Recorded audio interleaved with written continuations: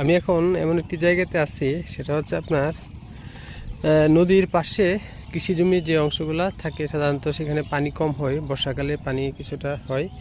তো এই জায়গাগুলোতে দেখেন কি পরিমাণে এখানে শাপলা দেখা যাচ্ছে, প্রচুর শাপলা। এই শাপলাগুলো জাস্ট ফোটার অপেক্ষায় আছে, সন্ধ্যার দিকে মনে ফুটবে অথবা সকালবেলা ফুটবে। এখানে দেখেন, একটু জুম করে আপনাদের দেখাচ্ছি, দেখেন প্রচুর পরিমাণে শাপলা। অথচ এই শাপলাগুলো কিন্তু একসময় গ্রামের মানুষ খুব বেশি এখান থেকে কুড়াইতো, কিন্তু এগুলোর এখন কদর নাই। আর এগুলোর কদর কিছুটা শহরে পাওয়া যায়, শহরে হয়তো অনেকে শাক হিসাবে রান্না করে খায়। আর এখন গ্রামের মানুষ আসলে এটাকে খুব বেশি একটা পছন্দ করে না, যেটা বলে যে বাড়ির গরু গাঠের ঘাস খায় না। দেখেন এখানে একজন এই যে জাল রাখতেছেন, পানিতে জাল রাখতেছেন সকালবেলা। জাল কি সকালে উঠাবেন? জাল কি সকালে উঠাবেন? প্রতিদিন সকালে উঠান?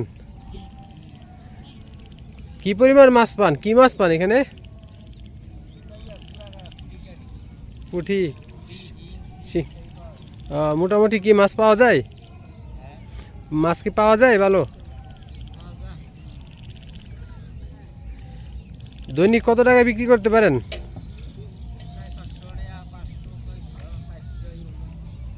আচ্ছা, এখন তো বর্ষাকাল, আসলে বেশিরভাগ জমি পানি নিচে, এদের আসলে কৃষিকাজের সুযোগ কম, তো এই সময়টায় আসলে কাজে লাগাচ্ছেন, মানে কিছু দু একটা জাল ফেলে দৈনিক 400-500 টাকা ইনকাম করতেছেন, নিজেরা মাছ খাচ্ছেন।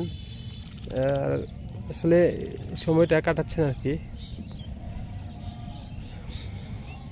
ধন্যবাদ সবাইকে।